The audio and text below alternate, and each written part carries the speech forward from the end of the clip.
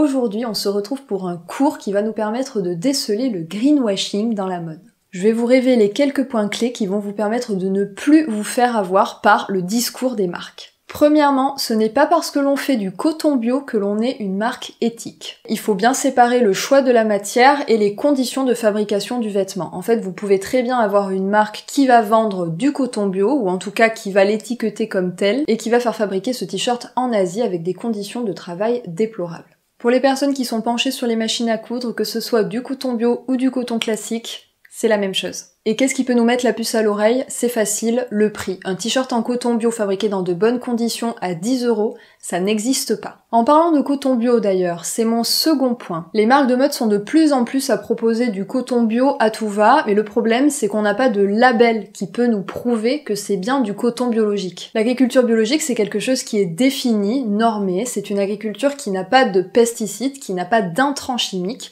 Or, avec l'appellation coton biologique, les marques parfois abusent un petit peu et utilisent l'appellation coton biologique pour qualifier un coton qui répond parfois à des programmes certes un petit peu plus écologiques, peut-être un petit peu plus sociaux, mais qui ne correspondent pas aux critères de l'agriculture biologique. Pour vous assurer qu'il s'agit bien d'un coton biologique qui a été cultivé dans le respect de la terre et des hommes, vous pouvez exiger des labels, notamment le label GOTS. Parlons-en des labels d'ailleurs, et c'est mon troisième point. Le label Ecotex Standard 100 est utilisé à tout va par les marques de mode comme étant une garantie d'un vêtement durable, éthique, responsable. Et pourtant, il signifie simplement que le vêtement ne contient pas de substances toxiques pour l'être humain. Alors c'est déjà pas mal, je vous l'accorde, mais du coup il ne contient absolument pas les volets sociaux et environnementaux qui rentrent dans la fabrication du vêtement. Les marques, elles nous font croire de ces trucs. Je suppose que vous avez déjà entendu parler de la viscose, on la présente souvent comme une matière naturelle, écologique, une matière plus éthique pour la peau et pour l'environnement.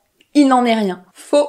La viscose ce n'est pas une matière naturelle, c'est une matière artificielle. Ça veut dire qu'elle est issue certes du bois, mais qu'on a eu besoin de la chimie et donc d'ajouter des solvants pour la fabriquer. Ces solvants, ils sont chimiques, souvent toxiques, et ils causent de graves conséquences sanitaires pour les populations qui les manipulent. Sans compter que bien souvent la viscose est fabriquée en Asie où les process de fabrication ne sont pas encadrés, et tous ces solvants, tous ces produits toxiques, ils finissent dans les sols, dans les eaux, qui vont être ensuite consommés par la population locale, ou dont on va se servir pour arroser l'agriculture. Bref, la viscose, ce n'est pas une matière écologique. Un petit point sur le baratin des marques aussi. Attention aux faux Made in France. Les marques de mode, elles l'ont bien compris, le Made in France, c'est extrêmement valorisé par le consommateur, on a envie de soutenir le savoir-faire de notre pays. Oui mais voilà, les marques de mode, elles ont bien compris le filon et elles utilisent des mots, des expressions qui peuvent nous induire en erreur. Attention à l'expression conçu en France. La conception, c'est toutes les étapes préliminaires à la fabrication du vêtement, c'est-à-dire qu'on va travailler sur le patronage, sur le tombé du vêtement, sur la coupe.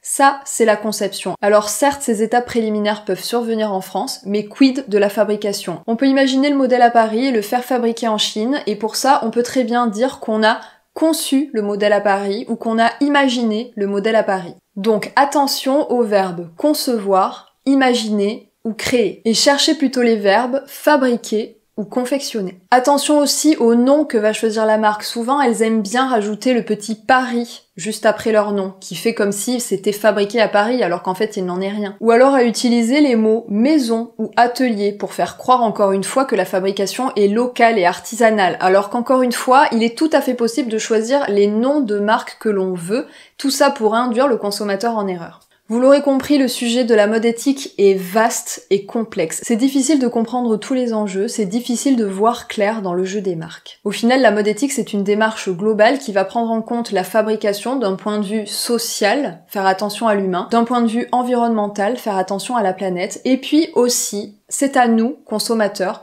de faire attention à notre façon de consommer, c'est-à-dire à consommer moins d'abord, et puis aussi à consommer mieux, à mieux choisir. C'est bien pour ça que j'ai écrit mon dressing heureux, pour vous donner toutes les clés pour déceler le greenwashing dans le discours des marques, pour vous apprendre à décrypter les labels utilisés dans la mode et aussi à choisir les meilleures matières possibles, mais aussi surtout pour qu'on apprenne à mieux consommer la mode pour nous, pour qu'on apprenne à mieux choisir nos vêtements, donc avec un cours de colorimétrie, un cours de morphologie, pour qu'on apprenne à choisir des vêtements qui nous mettent en valeur, qui nous rendent heureux. Parce qu'une fois qu'on a appris à choisir des vêtements pour soi et qu'on a appris à se détacher du marketing qui nous pousse à acheter sans arrêt, et on finit par acheter des vêtements que l'on aime, qui nous poussent en avant, qui nous donnent de la force, qui nous font sourire dans le miroir. Une fois qu'on aura compris pourquoi consommer moins et comment consommer mieux, on aura acquis toute la connaissance pour ne plus se faire avoir par les marques et pour ne plus se faire embobiner par leur discours marketing.